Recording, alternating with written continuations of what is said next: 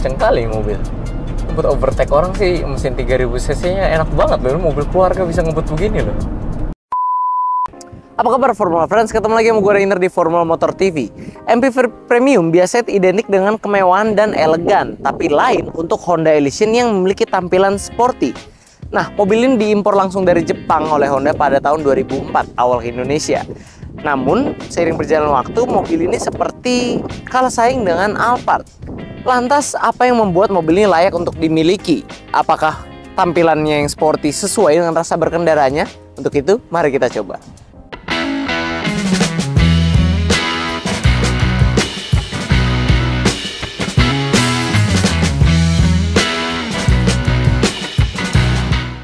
Oke, sebelum kita menguji rasa berkendara dari mobil yang langka satu ini, kita kenalan dulu sedikit.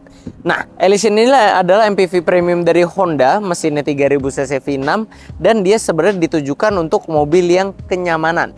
Tapi kalau kita lihat dari luar eksteriornya, ini sebenarnya mewahnya dapat, tapi kok ada aura-aura sportinya ya? Pertama, dia desainnya banyak mengerucut, lancip-lancip seperti ini dengan grill berbentuk V ya. Wingnya Honda, dan ada tambahan chrome lagi di kap mesinnya, berbeda dari grill bawahnya. Lalu untuk teknologi headlampnya sendiri, di sini dia sudah menggunakan proyektor untuk lampu utamanya, tapi untuk lampu jauh dan lampu sein dia masih menggunakan bohlam. Sama dengan fog lampnya, tapi ini fog lampnya sudah diganti. Nah, depannya cenderung minimalis, jadi mari kita lihat ke sampingnya sini. Kalau dari sampingnya, dia landai ke belakang seperti minivan pada umumnya, tapi yang unik adalah penempatan door handle-nya yang seolah menyatu dengan pintu belakang. Nah, ini pintu belakang sliding ya, tapi nanti kita akan lihat ke dalam dengan lebih jelas. Kalau dilihat dari samping juga ini bentuk roofnya agak unik, karena pilar A-nya dia sudah diberi warna hitam, jadi seolah-olah dia floating roof model ya. Nah, kalau dari samping yang membedakan dia dari MPV premium lainnya adalah, biasanya MPV premium yang pintu sliding, dia menyembunyikan jalur relnya. Tapi kalau ini nggak, dia expose, jadi tampilannya memang unik dan nyentrik untuk mobil MPV di kelasnya ya. Dan kalau kita ke bawah sini untuk melihat bannya, ini dia wah, bannya bagus ya. Yokohama Geolandar nih. Yokohama Geolandar tahun 2021, masih tebal. Nah, ini kita menggunakan profil 215/60 ring 17, masih Silverstone biasa ya, bukan dual tone atau warna hitam, memang tren pada masanya ini. Dan kalau kita lihat belakang, ada yang nggak kalah unik. Kita lihat lampunya dulu. Lampunya di sini sama bahasa desainnya seperti di depan, lancip-lancip menyudut begitu. Masih bohlam juga ya dalam sini ya. Sudah menggunakan ring sensor di sini, ada mata kucing di sini. Kacanya besar, lebar, melengkung, dan ada defoggernya di sini. Tapi yang unik kalau kalian perhatikan dan tidak ada di mobil pada umumnya adalah high mount stop lampnya yang dari ujung ke ujung.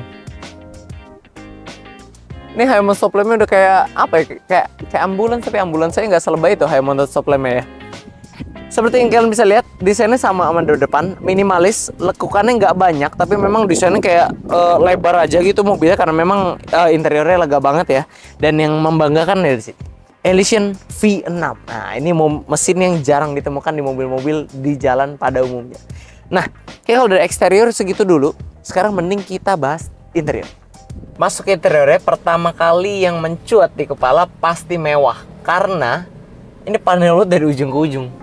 Dan panel LUT ini adalah salah satu ornamen yang menandakan kalau itu adalah mobil mahal pada masanya. Bahkan ya sampai sekarang juga ya, jarang kita nemu mobil biasa yang punya panel LUT sebanyak ini.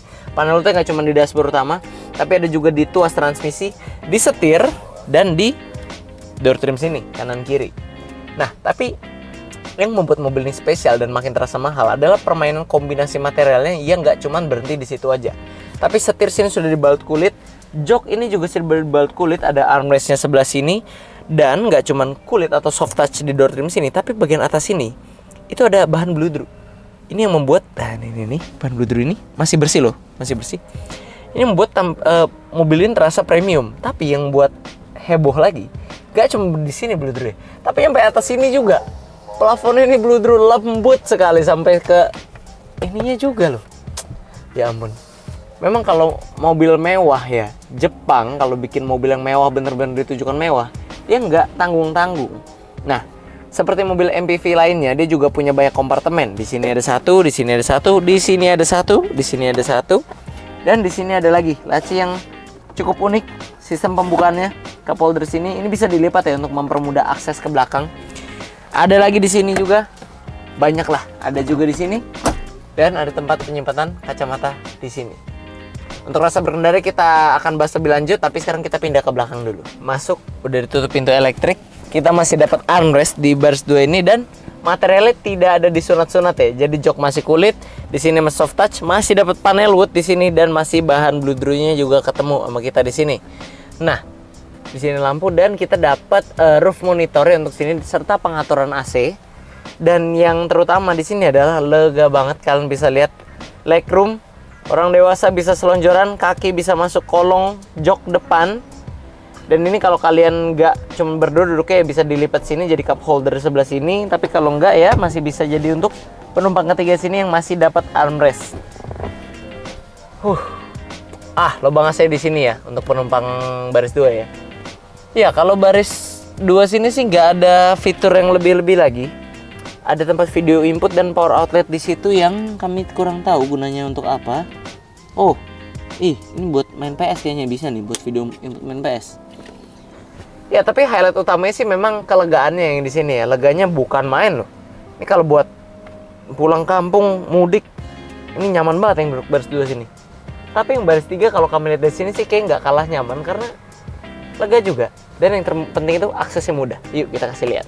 Untuk mempermudah akses baris 3, one touch tumble-nya ada di sini. Tuh. Dia langsung kelipat jadi bisa maksimal ke depan. Sekarang kita tinggal masuk ke belakang. Yap, sesuai dugaan kami, memang duduk di baris 3 ini masih lega. Ini kaki kita masih bisa masuk ya. Ada sela di sini buat masukin kaki. Jadi walaupun nggak selonjoran seperti baris 2 tadi, tapi ini masih sangat amat proper untuk orang dewasa. Gue sendiri nggak keberatan duduk di belakang sini untuk perjalanan panjang ketika liburan. Dan lagi-lagi material masih sama, tidak pilih kasih, soft touch di sini, panel wood dan bahan bludru di sebelah sini. Nah, ini juga ada AC-nya di sini, jadi kita nggak bakal kepanasan. Dan yang unik, ada colokan audio jack di sini dan beserta pengatur volumenya kayaknya nih. Jadi mungkin orang di belakang bisa sambil ikutan nonton roof monitor baris 2, colok sini, kita dengerin, kita nonton gitu dari belakang. Dan volumenya bisa individual untuk 3 penumpang di belakang. Kalian bayangin, pemikiran Honda tuh nyampe segitunya. Kompartemen juga tetap masih banyak, ada cup holder di kanan kiri, ada tempat penyimpanan lagi di sini dan di sini. Dan kalau kalian cuma berdua di belakang sini, ini bisa jadi armrest. Ya, ini satu lagi, mobil ini karena dengan banyak keunikannya, nggak habis-habis, di baris 3 juga ada, yaitu jendelanya. Nah, jendela kayak angkot. Ya dibukanya cuma segini doang, gunanya apa ya? Bukan buat kalian lihat keluar, tapi cuma supaya dapat udara segar aja kayaknya sih.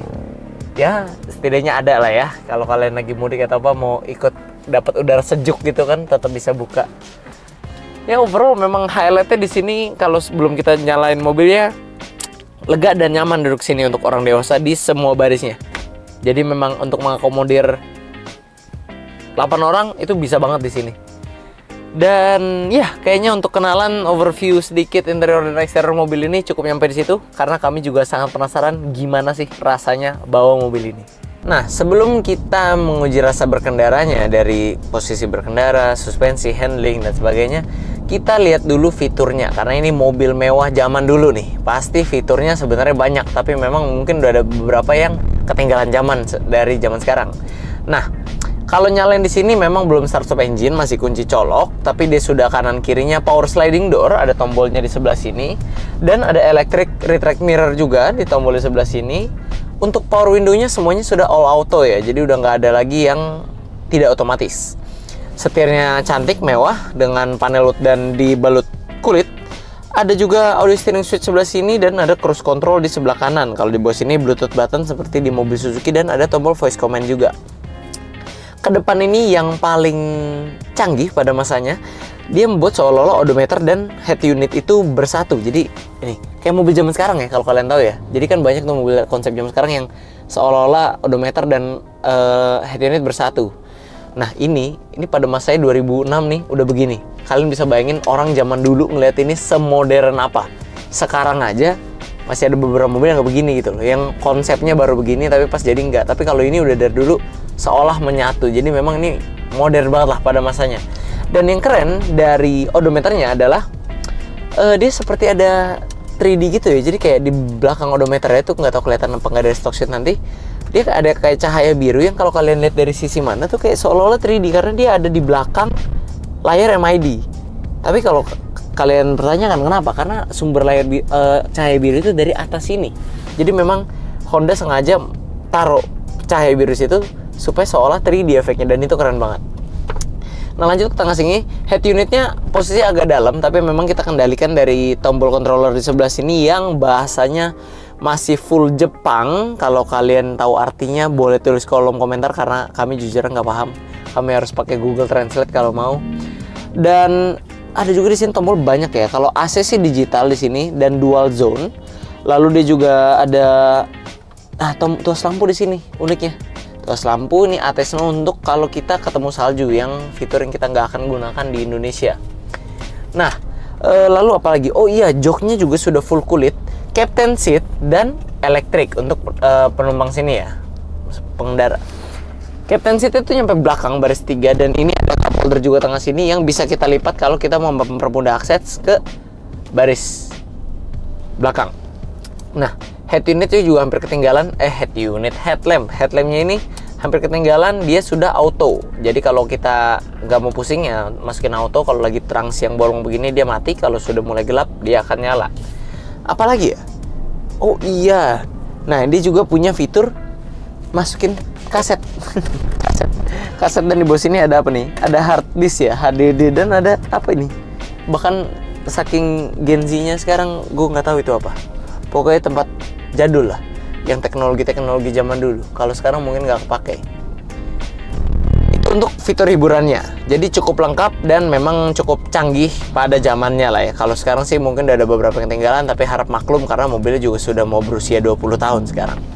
Oke, untuk fitur keselamatan, mobil ini dilengkapi dengan 2 buah airbag untuk penumpang depan, pengereman ABS EBD Brake Assist, ada juga Vehicle Stability Assist, dan ada tombol AFS di sini yang kami belum menemukan fungsinya apa, tapi nanti kalau kami temukan kami tampilkan di sini.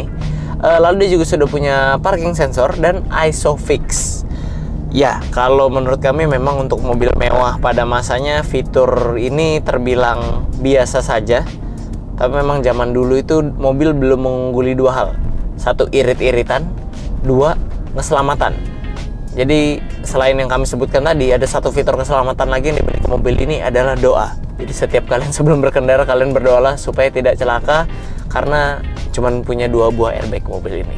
Oke, kita coba saingannya Alphard sekarang. Ini mobil emang jarang orang tahu, dan kenapa kita mau bikin video tentang mobil ini, karena kita juga penasaran rasanya gimana. Nah, sekarang kita mau tes U-turn-nya dulu. Ini mobil ini radius putarnya. Kan tidak banyak data yang bisa kita temukan di internet sehubung dengan mobil ini, karena memang pertama mobil ini CBU, completely built up dari Jepang. Kedua, populasi memang langka. Apalagi ini yang varian tertinggi 3000 cc. Nah, ini radius putarnya ya seperti MPV besar pada umumnya ya. Kita nggak dapat sekali putaran. Karena badannya juga panjang emang ini, walaupun dia tidak punya dimensi yang lebih tinggi dari Alphard. Nah, kita masih muter 2 kali baru dapat. Oke, selanjutnya kita bahas kekedapan kabin mobil ini. Nah, kalau dari pendengaran telinga sih, dia punya kekedapan kabin yang baik, karena tadi pas kami masih di jalan raya itu, pas masih bunyi kendaraan lain rame, padat jalanan, mobil ini memberikan kenyamanan di telinga kami karena suaranya tereduksi cukup signifikan. Nah, kalau dari angka seberapa kita lihat.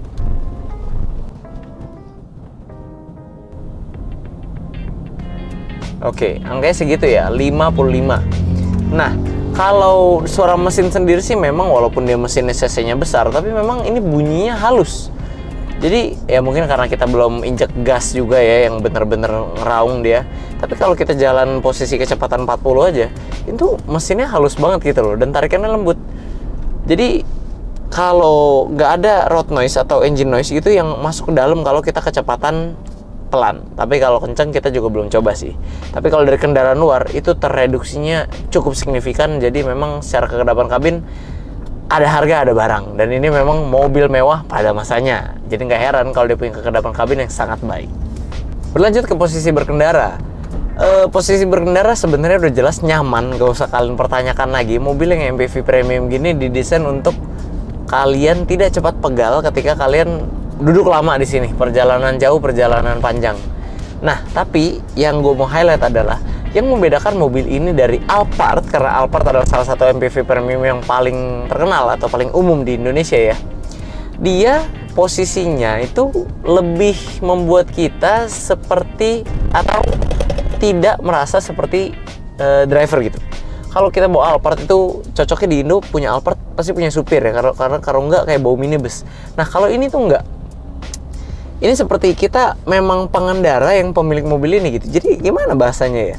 Jadi di sisi lain nyaman duduk sini, tapi di sisi lain masih ada kayak aura-aura sportinya yang kayaknya emang cocoknya kita aja nyetir gitu mobil ini. Jadi mobil ini memang MPV nyaman premium yang ditujukan untuk kalian yang memang juga hobi nyetir untuk jarak jauh. Karena segala-galanya ini mudah dicapai dengan tangan. Misalnya auto transmisi udah jelas di sini. Pencetan atau controller head unit yang sudah kami jelaskan di bagian fitur sebelumnya. Dan udah ada tombol audio steering switch di sini, cruise control sebelah sini, armrest kanan kiri juga udah nyaman banget di sini, udah empuk. Dan kalau setirnya ini memang belum bisa teleskopik, jadi baru bisa tilt aja, tapi ini nggak ada keluhan sama sekali. Ini cocok banget. Tampilan odometer jelas, MID lengkap, visibilitas bagus, bahkan ada kaca kecil situ untuk mereduksi blind spot. Ke belakang juga nyaman. Ini bener-bener mobil MPV premium yang cocok buat kalian nyetir sendiri. Ya kalau kalian disetirin tetap nyaman juga, cuman kalau kalian bawa sendiri, ini juga fun to drive buat pengendaranya. Oke, sekarang yang kita mau coba adalah suspensinya mobil ini. Kita hajar dulu di kecepatan agak tinggi ya, OTW 60 ini. Oke, nyaman ya? Nyaman. Sekarang kita pelanin coba di kecepatan 40. Oke, empuk ya? Apa kita pelanin lagi? Kita coba travel suspensinya sejauh apa? Coba kita pelanin lagi. Oke. Ya, empuk. Mobil ini empuk. Dan untuk mobil yang sudah berumur, ini masih oke lah suspensinya. Nggak mati ya. Parah kalau sampai mati sih. Tapi ini masih empuk. Masih enak lah. Memang kalau dibandingin sama Alphard sekarang ya jauh. Maksudnya ya Alphard sekarang ya lebih empuk. Lebih empuk. Cuman ini enak. Masih oke lah gitu loh. Nah, tapi yang paling penasaran kami coba handlingnya. Karena tadi pas kami belok-belok dikit itu kok kayaknya enak gitu loh. Kayak body rollnya tuh hampir nggak berasa. Makanya kami mau coba. Kalau suspensi sebenarnya kami tahu mobil ini udah pasti empuk lah. Rancangannya memang tujuannya seperti itu. Tapi gimana dengan handlingnya? Mari kita coba. Oke, sekarang kita mau coba handling mobil ini. Jalanan sudah kosong, mari kita coba. Oke.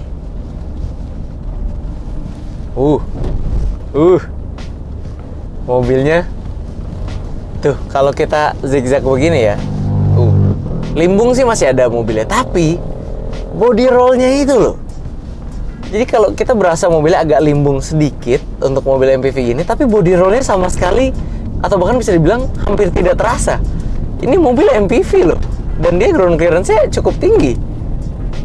Ini body rollnya bener-bener hampir gak berasa sih. Ini yang makanya tadi gue sempat bilang di awal pas di posisi berkendara, ini mobil masih enak buat kalian nyetir sendiri. Karena handlingnya juga enak gitu loh. Body rollnya itu sih, kok bisa nih suspensinya bikin body rollnya berasa minim begini loh. Hebat. Mobil yang rasa berkendara seperti ini untuk MPV premium kita baru temuin di Honda Elysion ini. Alphard aja nggak begini. Alphard itu masih berasa body rollnya. Tapi di Elysion ini hampir nggak berasa. Suspensi mantep ini. Pantesan selama kita jalan tadi kalau lurus, kok pas tadi kita baru keluar showroom itu kayak agak kayak melayang gitu. Mobil ini tuh nyetir kayak melayang gitu loh. Apa karena cc-nya besar? Tapi pas kita coba memang settingan suspensinya ini yang unik tuh.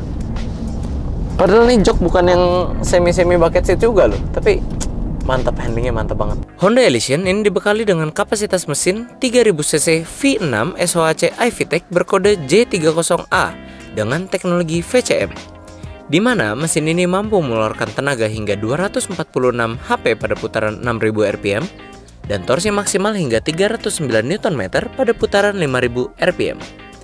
Tenaga ini disalurkan ke penggerak roda depan melalui transmisi otomatis konvensional. Kita dapat angka konsumsi bahan bakar tuh 9, km per liter. Angka yang terbilang sangat wajar untuk mobil yang badannya segede ini dan 3000 cc. Untuk pengguna dalam kota sih kalau kita searching katanya dapat 8 ya. Mungkin kita dapat 8 karena kita ini jarak pendek jadi 9. Dan kalau untuk luar kota ya mungkin nggak beda jauh. Mungkin dapat lah di atas 10, mungkin 12-an. Tapi ya memang concern mobil ini bukan pada konsumsi bahan bakarnya. Karena memang 3000 cc kalian nggak bisa ngarep irit. Tapi memang ya dari tenaga besarnya itu, mesin V6-nya itu, dan kenyamanannya yang sudah kita coba sepanjang video ini. Ini adalah kapasitas bagasi Honda Elysion ketika tadi kita masih posisi duduk baris 3 ya, masih lega. Nah, ini juga udah cukup sebenarnya untuk koper kecil dan tas mungkin, tapi kalau kita mau maksimalkan untuk bawa barang, kita bisa pakai tos ini, dorong ke depan hingga maksimal, dan kita dapat space yang cukup besar ini untuk koper. Ini juga bisa dimajuin. Tapi kalau kita mau maksimalin lagi, kita tarik tuas yang ini nih logonya. Nah, itu yang buat seatnya tuh naik tuh. Nah, kita bisa dorong dia. Sama aja sih ternyata sih. Ya, tapi ini juga udah cukup lega banget kok buat kita bawa barang. Dan uniknya mobil ini, dia punya stop kontak dong. Stop kontak berapa nih? 100 volt. Nah, ini colokan Jepang ya ini ya, 2 garis ini. Dan memang mesti kita putar dulu baru lubangnya kelihatan. Unik ya? Cuman ada di mobil-mobil yang bener-bener JDM nih. Setelah menguji rasa berkendara mobil ini, memang betul mobil ini kalah saing dengan Alphard pada masanya. Namun apakah lantas itu membuat mobil ini artinya tidak lebih baik daripada Alphard? Karena setelah kami menguji dari segi kenyamanan, fitur, build quality, performa mesin, dan yang terpenting, rasa berkendaranya. Mobil ini seperti menawarkan pengalaman berkendara yang tidak akan kita temukan di Alphard. Membuat meskipun mereka sama-sama berada di segmen yang sama yaitu MPV Premium, tapi Honda Elysion ini seperti menawarkan MPV Premium dengan genre yang berbeda daripada Alphard. Sehingga buat kalian yang memang pecinta MPV Premium untuk membawa keluarga jalan-jalan dan kalian juga hobi menyetir, kami rasa ini adalah pilihan yang cocok dibandingkan kalian memilih Toyota Alphard. Oke, buat teman-teman yang tertarik untuk mengenal mobil ini lebih lanjut, gimana rasa berkendaranya, berapa harganya, atau apapun detail tentang mobil ini, kalian bisa hubungi Instagram resmi kami di @formula_motor selagi mobilnya masih tersedia, atau juga bisa cek website kami di www.mobstripcast.com, dan juga jangan lupa follow TikTok kami di @formula_motor dan @stockformulamotor. Oke guys, sekian dulu friends untuk video hari ini. Kami tentunya masih punya banyak konten menarik dan edukatif lainnya yang akan kami sajikan di channel YouTube kami yaitu Formula Motor TV. Jadi jangan lupa like video ini bila kalian menyukainya, dukung kami dengan cara subscribe channel kami, dan jangan lupa bunyikan lonceng notifikasi agar kalian tidak ketinggalan update dari kami. Pada akhirnya gue Rainer pamit undur diri dulu, sampai ketemu di video selanjutnya.